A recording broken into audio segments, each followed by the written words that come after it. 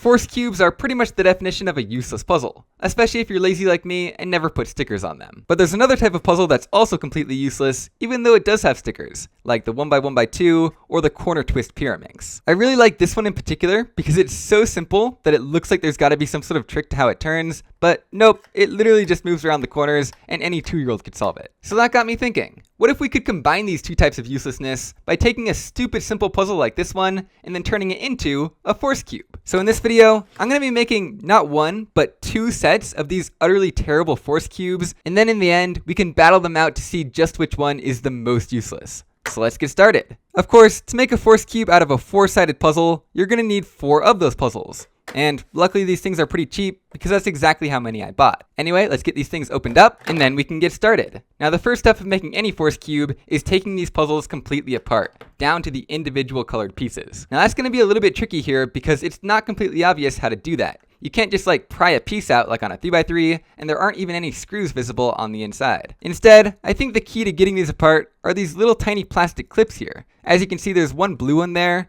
and another blue one right there. So if we engage those plastic clips with like a screwdriver, we should be able to pop this cap right off. And there we go. That was not easy, but I made it work. You can now see the 2 little clips I was talking about and how they attach down inside of there. And now we just have to do that 47 more times.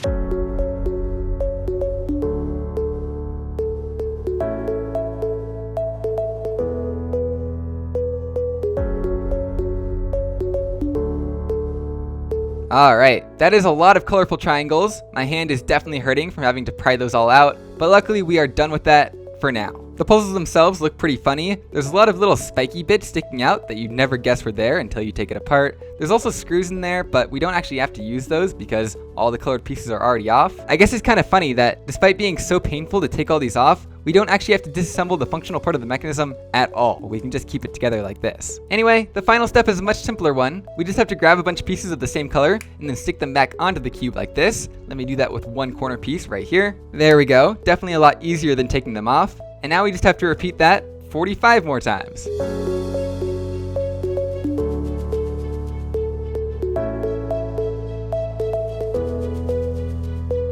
And here we have created perhaps the world's worst force cubes. Definitely the most useless ones at least. Now I'm not a big fan of this pastel stickerless color scheme that they put on these puzzles. I think it kind of just looks bland, but I think we can all agree that when we separate it out into all different colors, they look a lot nicer. So even though they are utterly useless, if you had any doubts, yes, turning them does absolutely nothing. At least it makes them look a little bit nicer. But there is something that feels kind of fitting about turning such a simple puzzle into a force cube. Like with something more complex like a Pyraminx, it kind of just feels like a shame that you took away all the difficulty from such an interesting puzzle. Whereas with this thing, you're not really decreasing the difficulty level at all, so it's kind of just meant to be. But even though these things might hold the useless force cube crown for now, there's about to be another big contender. And that's because there's another puzzle out there that is equally useless as the corner twist Pyraminx. And that is the Magical Pyramid Puzzle Series Unicorn Cube. A Magical Pyramid Puzzle Series Unicorn Cube!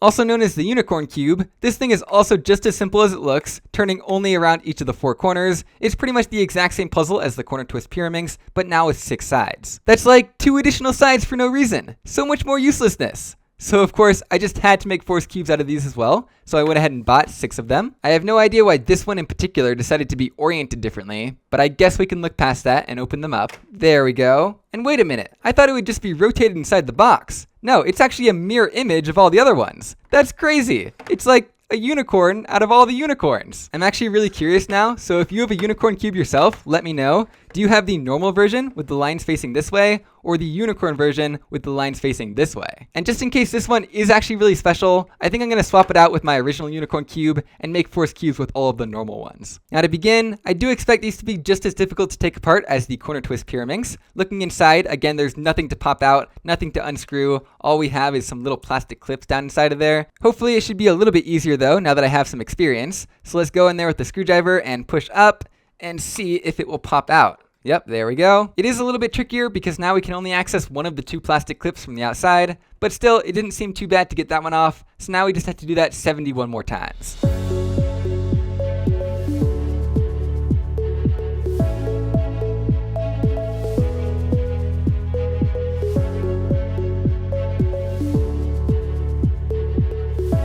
Okay, now that is a lot of colorful triangles. Anyway, let's take a look at one of these cores here just for fun. Not quite as spiky as the other one, but it is still perfectly functional in its nice and useless way. And you can kind of see now that the core of this cube is basically one big triangle right in the middle. Kind of interesting to look at. But just like before, we can go ahead and start putting these caps on again. Should be a lot easier than taking them off. There is one of them snapped on, and here is one entire white corner. So now we just have to do that 69 more times, and then we'll have a nice set of unicorn force cubes.